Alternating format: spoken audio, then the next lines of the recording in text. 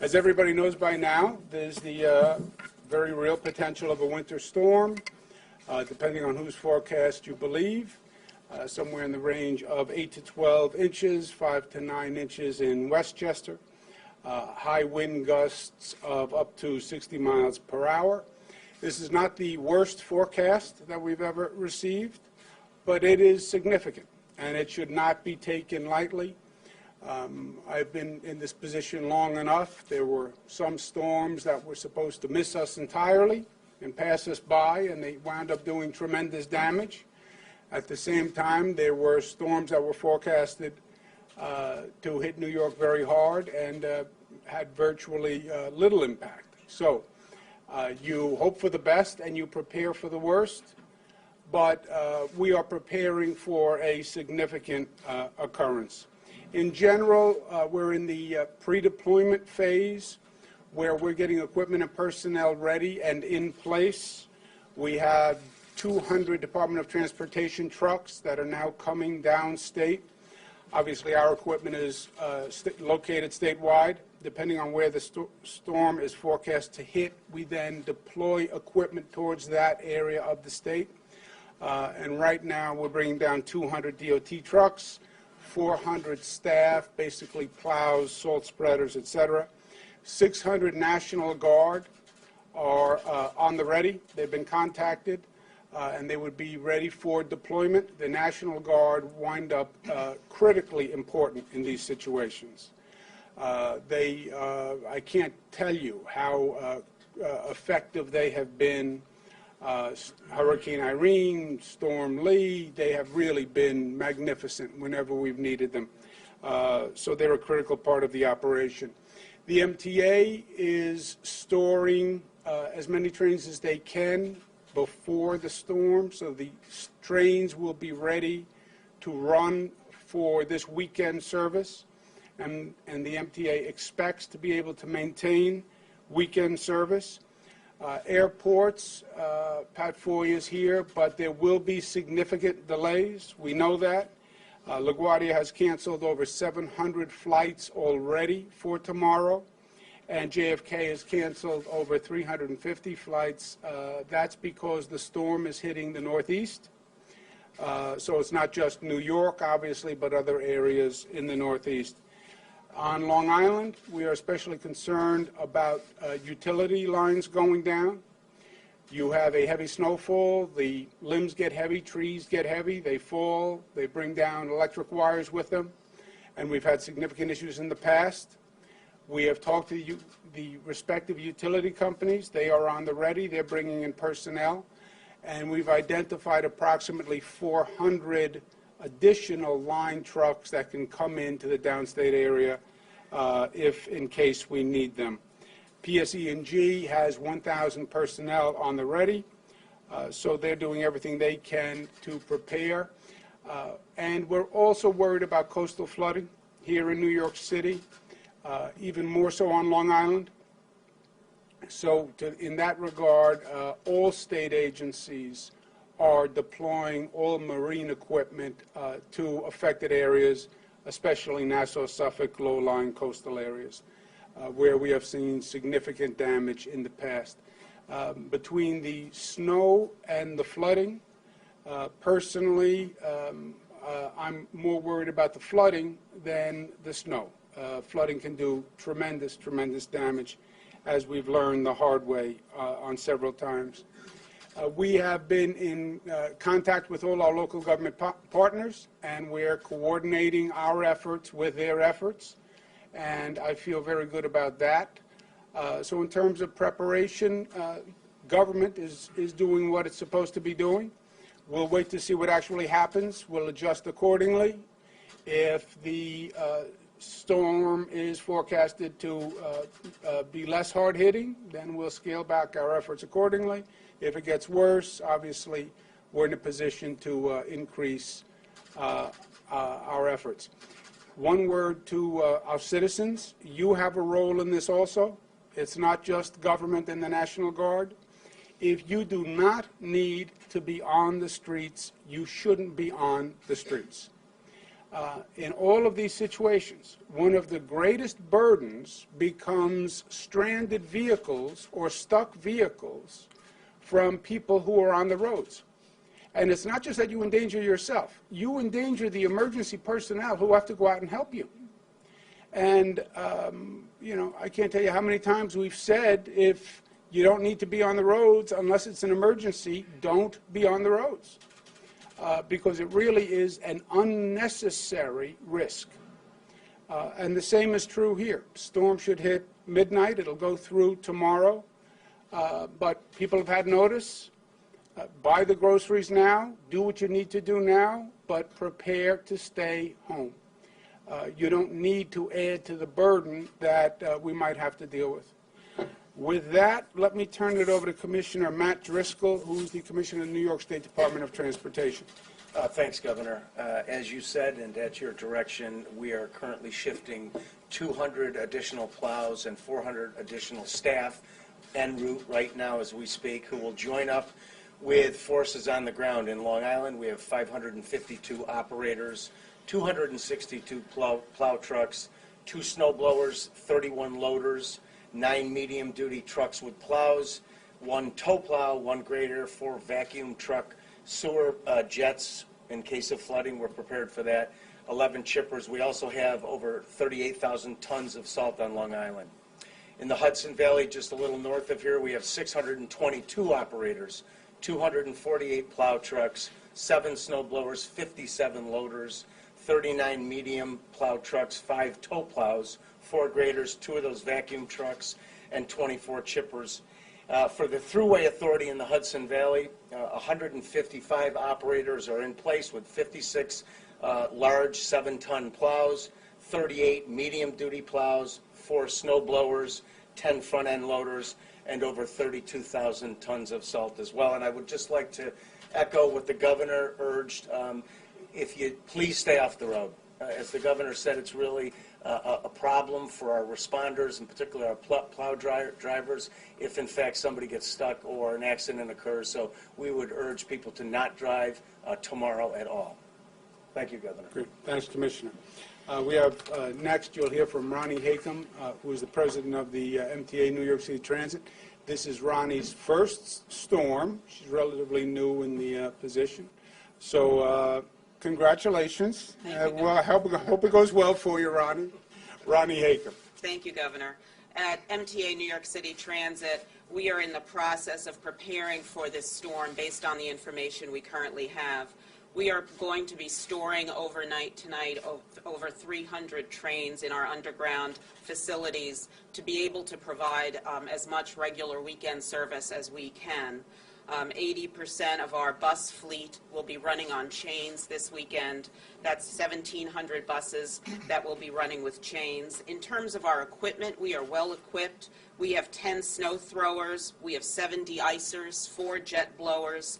We have diesel locomotives at the ready, as well as 262,000 pounds of calcium chloride and 200,000 pounds of sand.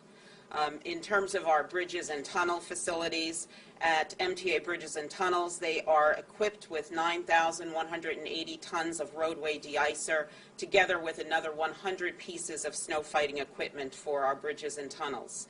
For our railroads, our snow fighting equipment at Metro North Railroad and Long Island Railroad is ready to go. It's positioned strategically throughout both railroad territories so as to be able to start operation as soon as snow accumulation begins. That includes a series of equipment positioned at the Long Island Railroad, 3 cold air blowers to clear track, 2 stabilizer brooms used to clear excessive snow from rails, 7 rail-bound jets, as well as 2 high-rail jets, 2 pickup truck plow spreaders, and 151 snow blowers. At Metro North, in addition to front-end loaders and backhoes, there are 6 cold air blowers, 3 rail-bound jet blowers, 2 tractor blower spreaders, as well as over 70 pickup trucks with plows and 216 snow blowers.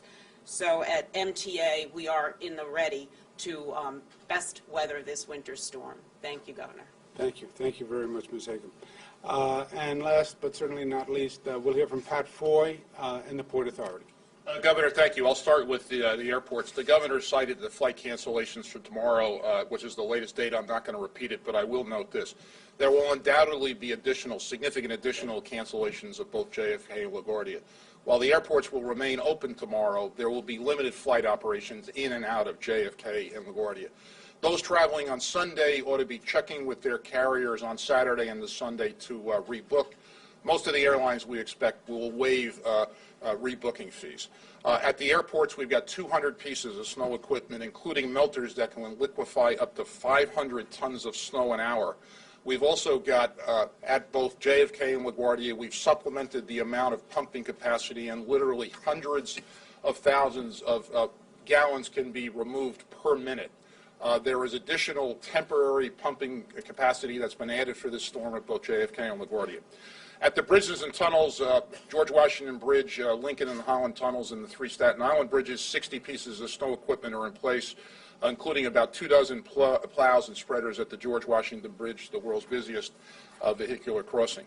At the path, there are 350 revenue cars in the path system, 13 stations, 7 in New Jersey, 6 in New York. 85% of those cars, just as the MTA is doing, 85% of those cars will be stored either in tunnels or safely at the Harrison Car Maintenance Facility. Back to you, Governor. Thank you. This silver lining here, if there is one, is we've gone through a number of storms. We've gone through storms that have created tremendous damage. They have been learning experiences for us, and they've also been rebuilding experiences for us. We spent hundreds of millions of dollars rebuilding after Hurricane Irene, Lee, Sandy. So we are in a different physical environment than we were before, especially in places like Long Island. The airports are much different than they were before. We have much more equipment, et cetera. So we're better prepared for storms like this. And everyone is doing their part. I have a shovel in my trunk. I have my daughter Mariah, who will be with me this weekend, who is very young and fit. So we will be ready to jump out on a moment's notice and do our part. Any questions? You did keep some place open. I remember last year you wound up shutting them. I'm just curious, is there an amount of inches that were forecasted? I don't totally remember the forecast from last year. It was worse.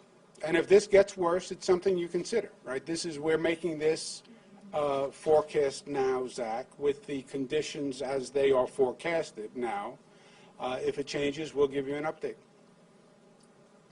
Is there a certain amount of inches, I guess, that the system can't handle it in terms of capacity? Well, it's a combination of the snowfall, the wind, and the overall weather condition. And the judgment call becomes, if you don't shut down the system, more damage will be done, and it will take longer to get the system back up and running. That's what you weigh in situations like this. And look, there is never a perfect call, right? I got into trouble one of these storms when I suggested that weather forecasts are not always 100% accurate. So I won't suggest that again, right? But you get the information that you get, and you make the best determination on that information. Sometimes the information turns out to be right, sometimes it turns out to be wrong, but you make the best call that you can with the information that you have. And that's what we'll be doing this time. Can you describe the level of communication you had with City Hall? I know in previous storms there was perhaps a situation where people weren't on the same page or being informed that there was Significant conversation bordering on intimate. How about that, Austin? Does that do it for you? I thought that would stop you. Governor, if I could on another topic, I just want to ask you about 421A. As you know, the law's been on the books for almost 45 years, expired. There was a failure to reach an agreement. Talking to some of the Senate Republicans this week, they seem to have real urgency. It needs to get done in the next couple of weeks. What's your level of urgency on it? Do you think it's something that has to get done right away? Is it something on your agenda for this year? I think everyone is surprised. I think what you're getting is surprised that there wasn't an agreement reached. For those of you who haven't followed 421A, it's a state law that allows affordable housing financed in part by tax exemptions. We passed the 421A law last session. it was contingent on the real estate developers and the labor unions reaching an agreement on wages, what wages would be paid, quote-unquote, prevailing wage issue. I think, Zach, most people believed that they would reach an agreement, and they were surprised when they didn't reach an agreement, and I think that's what you're feeling, is the sense that people were caught unaware. Also, there's no doubt that we need an affordable housing program. And we believe this was going to be renewed. So it's happened fairly recently, but that's what people are reacting to. Where do we go from here?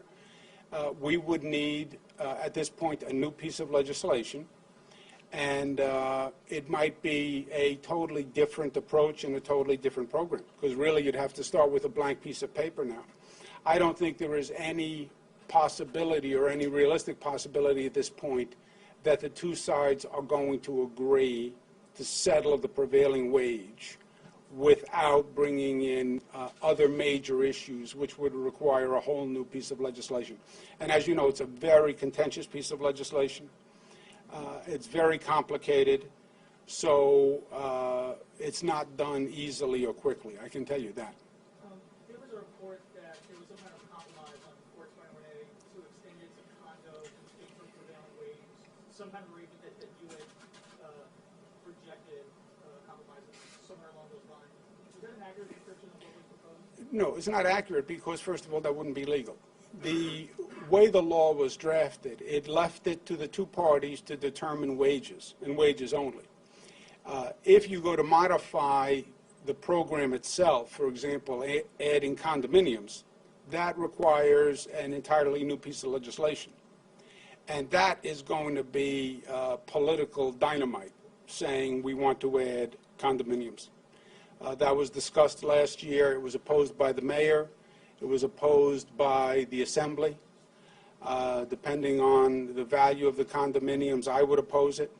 So that is not a little change, Ozzie. That is a major policy discussion, and it would have significant opposition.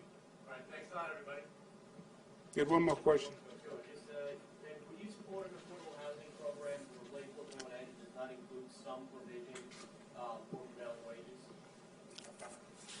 I believe in prevailing wages, and I believe prevailing wages can be consistent with the construction of affordable housing program.